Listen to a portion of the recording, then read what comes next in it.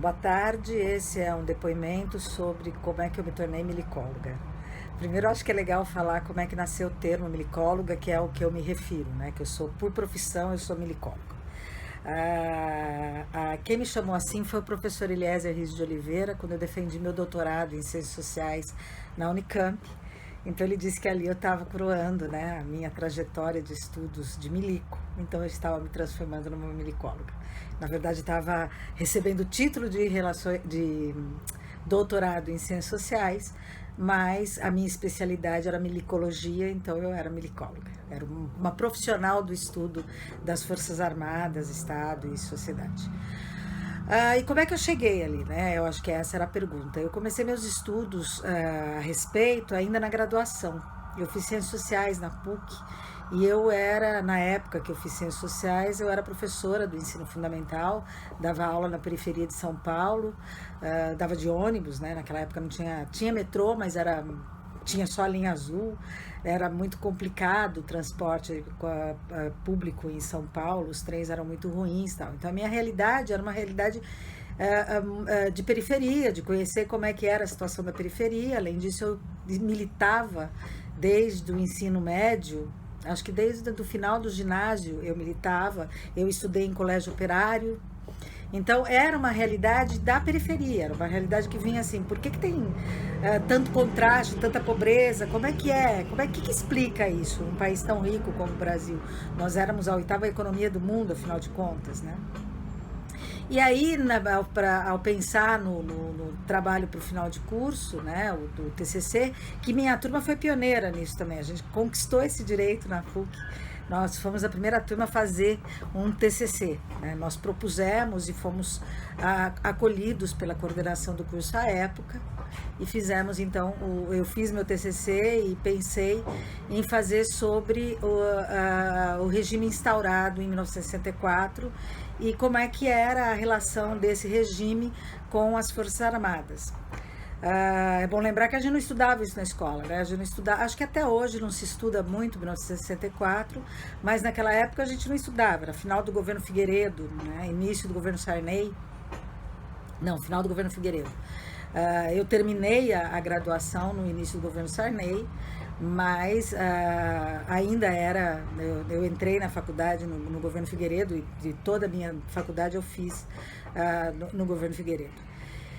E então eu comecei a estudar essa questão, 1964, e o papel dos militares em 1964, e ao fazer isso, eu entrei na Fundação SEAD por essa época também, e na biblioteca da Fundação SEAD eu achei o livro do Alfred Stepan, Os Militares na Política. E ao ler o Alfred Stepan, eu achei muito interessante aquela teoria dele do poder moderador, da intervenção militar na política, essas questões. E a partir dali a partir da bibliografia do livro, eu fui fuçando, estudando tal, e tinha uma questão no texto dele, que eu me lembro da época de ter encontrado, que era, né, o governo Geisel. Eu acho que ele escreve o texto, ele faz a pesquisa dele no final do governo Médici, início do governo Geisel, e ele fala, olha, tem que estudar o governo Geisel para ver se realmente essas coisas de fato eram desse jeito e tal. E eu me interessei por isso, como disse, estava na Fundação SEAD. A Fundação SEAD era um celeiro daquela época, tinha muita gente boa ali, ainda tem, eu acho, é que eu saí de lá há 30 anos, então eu não sei mais como é que é a Fundação SEAD, mas naquela época tinha muita gente, muito professor da USP, muito professor da Unicamp, que estava ali. Eu trabalhei diretamente com o Cláudio Dedeca, que era professor do Departamento de Economia da Unicamp. Então, eles me ajudaram muito a pensar um projeto de pesquisa, e já na graduação eu queria, né, fazer mestrado nessa área e tal. E aí eu prestei Unicamp, na época existia, estava sendo fundado o Núcleo de Estudos Estratégicos, que o professor Eliezer e o professor João Quartim foram os pioneiros nisso, né, e fundaram o Núcleo de Estudos Estratégicos na Unicamp, a partir de um grande seminário que lá eles fizeram a respeito, para pensar a questão da transição da política, da transição do autoritarismo para a democracia, e para o governo democrático, para o governo democrático, e como é que seria o papel dos militares nisso. E aí eu queria muito trabalhar no Núcleo de Estudos Estratégicos, prestei Unicamp, como eu disse, não passei, e depois eu prestei USP, e passei na USP, fui fazer o meu mestrado na USP, e o meu projeto de pesquisa eu queria analisar o projeto de transição que existia dentro, que eu já tinha visto em vários textos, tal, que eles tinham pensado, né, que eles não ficariam todo o tempo, pelo menos os sorbonistas, né, o pessoal do Geisel e tal, não ficariam todo o tempo, que não lhes interessava uma ditadura, e que então como é que isso aconteceu, como é que essa discussão entrou nas Forças Armadas. Então eu comecei a estudar, aí sim, muito mais os militares. Eu me debrucei sobre os discursos do Geisel, me debrucei sobre os jornais da época e como é que era essa relação, o que se falava de militar, como é que os militares internamente conversavam, tal. É bom lembrar que muitas pesquisas nessa época, no final dos anos 80, de meados dos anos 80 para frente, muitas pesquisas dessa época a respeito desses assuntos estavam sendo feitas, né? Já tinha sido, tanto o professor Eliezer como o professor João Quartim já tinham suas teses de doutorado defendidas a respeito do tema, né, do tema das Forças Armadas e do Estado. A professora Vilma Pérez Costa já tinha algum trabalho na área de história e do papel das Forças Armadas nessa história. Nessa época surgiram diferentes livros que hoje são referência na área, como A Tutela Militar, do professor Eliezer, João Quartim e Vilma Pérez. A professora Lígia Osório também tinha algumas coisas a respeito. Tinha já os textos da professora Cecília Forjá sobre tenentismo. Então, tinha várias pesquisas nessa época que estavam vindo a público, né? Livros sendo editados, o livro do professor Em Busca de Identidade, como é que chama? O professor Edmundo Campos Coelho, né? E também tinha sido fundado na Ampox o grupo Forças Armadas, Estado e Sociedade, né? Que eu acho que o primeiro coordenador foi o professor Dreyfus, né? René Dreyfus, da UFRJ, não, da UF, desculpa, da Universidade Federal Fluminense. Também o professor René Dreyfus tinha acabado de sair o livro dele, em 1964, A Conquista do Estado. Então, foi nesse bojo que eu comecei a fazer pesquisa, né? Eu não fui a primeira mulher a fazer pesquisa na área, mas eu acho que eu fui a primeira na ciência política a estudar Forças Armadas. Vinha muita gente da história, né? Das pessoas que eu citei eram da história. Embora a professora Cecília Forjá, acho que tenha sido professora de ciência política, ela fez isso mais na história e tal. Qual que era a dificuldade de ser mulher? Bom, mulher não entra em quartel, para começar, né? Naquela época não tinha nem os quadros complementares da Marinha eram femininos, né? Não tinha mulher nas Forças Armadas. Era uma completa novidade no Brasil, e mulher não era coisa de mulher. O máximo que podia era ser mulher de general, e daí diziam que ela mandava no marido e tal. Então, existia já uma dificuldade, né, por parte da entrada nos quartéis, né, de quem não é militar, e que isso eu acho que permanece, e a isso se somava a questão de ser mulher. Então, não foi nada fácil. Por outro lado, havia uma grande, que ainda há em alguma medida, havia uma grande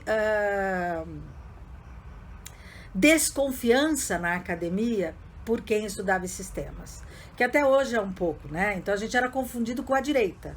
Estudar militar significava ser direita. Até porque eu acho que a grande referência em São Paulo era o professor Oliveiros Ferreira. Eu acho que não tinha ninguém, né? E eu acho que é difícil encontrar alguém que soubesse, que compreendesse melhor o pensamento militar do que o professor Oliveiros Ferreira, né? E o professor Oliveiras era um professor assumidamente conservador, assumidamente autoritário, quer dizer, ele entendia que o Estado autoritário era importante para fazer a Revolução Burguesa no Brasil, por assim dizer, né? E ele entendia o papel dos militares como formador da nacionalidade e tal. Então, na academia foi muito difícil estudar esses temas, porque era visto com desconfiança. Eu me lembro de uma passagem, quando saiu o meu primeiro livro, que foi a minha tese de mestrado, de extensão no Brasil, Projeto Militar, e eu já estava em Franca, eu já estava na Unesp de Franca. Eu tinha recém-ingressado na Unesp de Franca, e aí a gente convidou o professor Eliezer, que foi o editor do livro, né? Ele era o editor da coleção da Papyrus, na época que saiu o livro. Então, nós convidamos o professor Eliezer para fazer o lançamento do livro lá, para debater comigo o livro e tal. E na hora do debate, houve professores assim que saíram da sala, falando: olha, vocês estão falando de milico e eu fui caçado pela ditadura, sabe? Eu apanhei nos porões da ditadura, então eu não quero discutir com vocês. Então tinha essa dificuldade. Uma outra coisa que eu gostaria de falar, que eu acho que é interessante, que é para tirar um pouco essa ideia também de que tudo é difícil, né, para estudar milico, para ser milicóloga, é que quando eu fiz o meu doutorado, o mais difícil dos dados, de recolher dados, não foi com os militares, não foi na área técnica de comunicação, que era totalmente dominada pela Marinha durante o regime dos generais, né, enquanto os militares estiveram no poder. Houve uma certa divisão, não foi como na Argentina, mas no Brasil também houve uma certa divisão burocrática entre as forças, e as comunicações era da Marinha. A Marinha é que dominava todo o setor de comunicações no Brasil, de telecomunicações, de televisão, de concessão, tal, essas coisas. E eu não tive nenhuma dificuldade em conseguir os dados que eu precisava ali. Nenhuma. Inclusive, eu consegui, uma das melhores entrevistas que eu tive foi de um militar que agora eu não vou lembrar o nome, mas está lá na minha tese, no Militarização da Burocracia. Eu não tive nenhuma dificuldade em conseguir os dados das comunicações. Por outro lado, para conseguir os dados do Ministério da Educação, foi de uma dificuldade absoluta. Eu consegui via indireta. Eu consegui via Senado, via Câmara dos Deputados. Naquela época não tinha a lei de acesso à informação, então era um pouquinho mais complicado. Mas os dados que eu consegui foram de maneira direta. E eu acho que é uma coisa importante para se dizer, é o seguinte: milico não fala o que a gente quer ouvir, ou o que a gente quer que ele responda.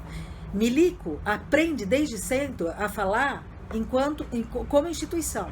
Então, não adianta ficar achando que entrevistar milico você vai encontrar tudo. Não, depende de como isso é feito. Quer dizer, se ele já está na reserva, se ele quer deixar alguma coisa para a posteridade, como são os depoimentos dados para a Fundação Getúlio Vargas, para a professora Maria Celina de Araújo e para o professor Celso Castro, e depois continuado pela professora Adriana Marques também. Esses, porque eles queriam construir uma memória, tal, esses sim são válidos. Mas perguntar para um general: olha, meu querido, o que você acha de vocês estarem aí trabalhando no governo Bolsonaro? Não quer dizer muita coisa. Enfim, não é fácil estudar milicos, não é fácil ser milicóloga no Brasil, principalmente sendo mulher. Mas não é mais difícil do que estudar outros tantos temas que a gente tem que estudar e que a gente faz por paixão. E eu tive a sorte de encontrar com pessoas que me ajudaram muito nesse caminho. como os professores que eu já citei. E os dois maiores mentores que eu tive da minha carreira, que já falecidos, então por isso eu posso falar deles, foram o professor Guilherme O'Donnell e o professor Ottaviani. Ambos foram meus professores. Ambos estudavam, eram sociólogos, na verdade, muito mais do que cientistas políticos, do que... eles eram cientistas sociais, na verdade, né? E ambos estudaram mais do que Forças Armadas, não eram milicólogos, mas me ensinaram ou me deram exemplo do que era ser professor e do que era ter esse engajamento com a sociedade. Me ensinaram que a democracia a gente faz no cotidiano, e que o nosso objeto de estudo não necessariamente tem que seguir aquilo que eu acho que ele tem que seguir. Então eu acho que era isso que eu queria falar para vocês. Me pediram um depoimento de 10 minutos, eu estou chegando a quase 20, mas acho que é assim mesmo. O professor não sabe falar pouco, né? Muito obrigada e até uma outra vez.